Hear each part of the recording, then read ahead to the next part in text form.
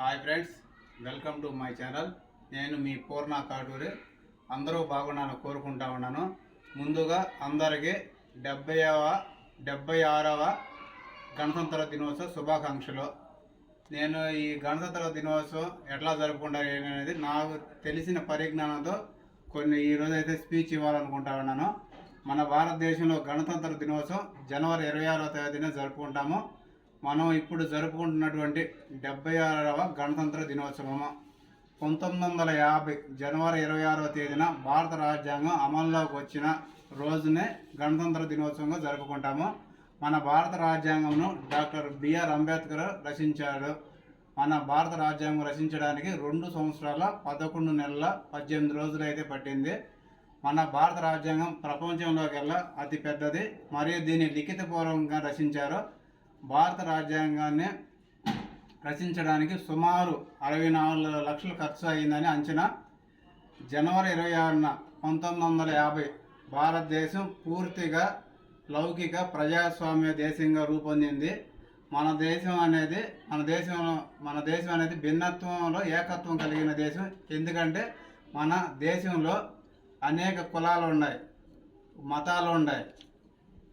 అన్నీ ఉన్నప్పటికీ అనేక కులాలు, మతాలు, భాషలు ఉన్నప్పటికీ అందరూ కలిసి భారతీయులు అనే ఒక నినాదం అయితే ఉంది. దానివల్ల ఎప్పుడు మన భారతదేశం ఎప్పుడు భిన్నత్వం ఏకత్వం కలిగి ఉంది.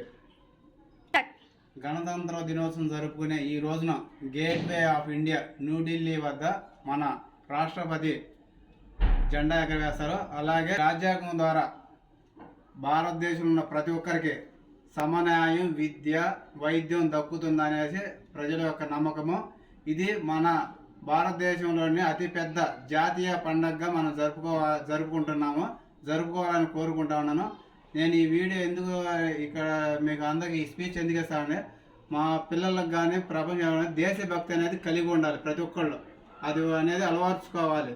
ఇప్పుడు కొత్త ఉన్న జనరేషన్ కూడా తెలియడం కోసం నేను ఇది చేస్తాను. జై భారత్. ఓకే. భారత్ మాతా కి జై. భారత్ మాతా కి జై. రెడీ. జనగణ మన అధినాయక జయ హే భారత భాగ్య విధాత. పంజాబ్, సింధు, గుజరాట, మరాఠ, ద్రావిడ, ఉచ్చల, వంగ, ఇంజై, మాచల, యమునా, గంగా, ఉచ్చల, జలజ తరంగా. తబ శుభ నామే జాహే, तब शुभ आशीष माहे, जाहे तब जय दाता. जनगण मंगल नायक जय हे भारत भाग्य विधाता.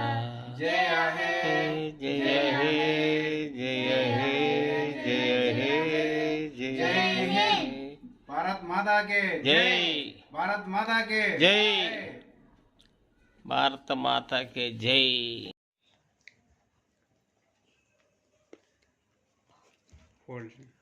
स्टार्ट.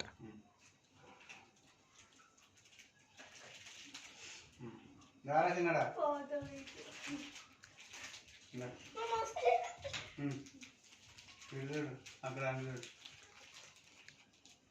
ఓకే. లెక్కేసుకుంటాం.